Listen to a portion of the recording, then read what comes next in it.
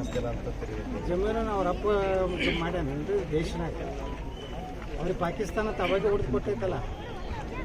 ನೆಹರು ಮಾಡಿದ ದೊಡ್ಡ ದೊಡ್ಡ ಅನಾಹುತ ಅಂದ್ರೆ ಈ ದೇಶನಾಗ ವಕಫ್ ಅನ್ನೋವಂಥದ್ದು ಒಂದು ಕರಾಳ ಒಂದು ಕಾನೂನು ತೊಗೊಂಡ್ಬಂದು ನಮ್ಮ ದೇಶದ 12 ಲಕ್ಷ ಎಕರೆಗಿಂತ ಹೆಚ್ಚು, ಕರ್ನಾಟಕದಲ್ಲಿ 56,000 ಎಕರೆಗಿಂತ ಹೆಚ್ಚು ಇವತ್ತು ಹಿಂದೂಗಳ ಜಮೀನುಗಳಲ್ಲಿಯೂ ಸಹ ವಕಫ್ ಅಂತೇಳಿ ಕೂರಿಸ್ತಾ ಇದ್ದಾರೆ. ಯಾರು ದಲಿತರು ಕಟ್ಟುವಂಥ ಮನೆಗಳ ಮೇಲೂ ಇವತ್ತು ವಕಫ್ದವ್ರು ಖಾಲಿ ಮಾಡಿಸ್ಲಿಕ್ಕೆ ಪ್ರಯತ್ನ ಮಾಡ್ತಾ ಇದ್ದಾರೆ, ಗುಂಡಾಗಿರಿ ಮಾಡ್ತಾ ಇದ್ದಾರೆ ವಿಜಯಪುರ ನಗರದಲ್ಲಿ. ಈ ರೀತಿ ಆ ಕಾನೂನು ಪೂರ್ತಿ ಸಂಪೂರ್ಣವಾಗಿ ದೇಶದಿಂದ ಕಿತ್ತಾಕಬೇಕು.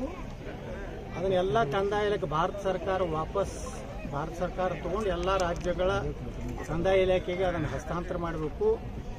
ಅಲ್ಲಿ ಎಲ್ಲೆಲ್ಲಿ ದಲಿತರಿಗೆ ಹಿಂದುಳಿದವ್ರಿಗೆ ಯಾರು ಮನೆ ವಸತಿ ರೈತರು ಈ ದೇಶನಾಗ ಅದಾರ ಅವ್ರಿಗೆಲ್ಲ ಒಳ್ಳೆ ಮನೆಗಳನ್ನು ಕಟ್ಟಿಕೊಡ್ಬೇಕು. ವಕಫ್ ಈ ದೇಶದ ಹಿಂದಿನ ನೆಹರು ಮಾಡಿದಂಥ ದೊಡ್ಡ ತಪ್ಪನ್ನು ನಾವು ಎಲ್ಲ ತಿದ್ದಬೇಕಾಗಿದೆ. ಬಾಬಾ ಸಾಹೇಬ್ ಅಂಬೇಡ್ಕರ್ ಅವ್ರ ನನಸು ಮಾಡಬೇಕಾಗಿದೆ. ಹಂಗೆ ಕಾಶ್ಮೀರ 370 ನಾವು ತೆಗೆದೀವಿ. ಅಯೋಧ್ಯ ರಾಮ ಮಂದಿರ ಕಟ್ಟಿದೀವಿ. ಸುಮಾರು 850 ವರ್ಷಗಳ ಹಿಂದೆ ಏನೊಂದು ದೊಡ್ಡ ನಳಂದ ವಿಶ್ವವಿದ್ಯಾಲಯ ಏನು ಮುಸ್ಲಿಂ ಒಬ್ಬ ರಾಜ ಸಂಪೂರ್ಣ ನಾಶ ಮಾಡಿ ಅಲ್ಲಿ ಸುಮಾರು ತಿಂಗಳಾನುಗಟ್ಟಲೆ ಬೆಂಕಿಯಲ್ಲಿ ಎಷ್ಟೋ ಗ್ರಂಥಗಳು ಸುಟ್ಟೋದು.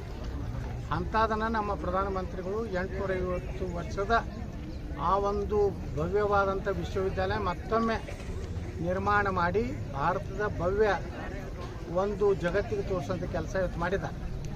ಅದೇ ರೀತಿ ನಾನು ಭಾರತದ ಪ್ರಧಾನಮಂತ್ರಿಗಳ ಪತ್ರ ಬರೆದಿದ್ದೇನೆ. ಈ ವಕಫ್ ಕಾನೂನನ್ನು ದೇಶದಿಂದ ರದ್ದು ಮಾಡಬೇಕು. ಇಡೀ 12 ಲಕ್ಷ ಎಕರೆ ನಮ್ಮ ಭಾರತದ ನಾಗರಿಕರ ಆಸ್ತಿ, ಇದು ಯಾವ ಮುಸ್ಲಿಮರ ಆಸ್ತಿ ಅಲ್ಲ. ಮುಸ್ಲಿಮರ ಆಸ್ತಿ ಗಾಂಧಿ ಮತ್ತು ನೆಹರು ಪಾಕಿಸ್ತಾನ ಅನ್ನುವಂಥ ಒಂದು ಕರಾಳ ದೇಶವನ್ನು ಮಾಡಿ ಕೊಟ್ಟಿದ್ದಾರೆ. ಅವರು ಅಲ್ಲಿ ಬೇಕಾದ್ರೆ ವಕಫರೆ ಮಾಡ್ಕೊಳ್ಳಿ, ಸುಡುಗಾಟ ಮಾಡಲಿ, ಏನೋ ಕಬ್ರಸ್ಥಾನ ಮಾಡ್ಕೊಳ್ಳಿ.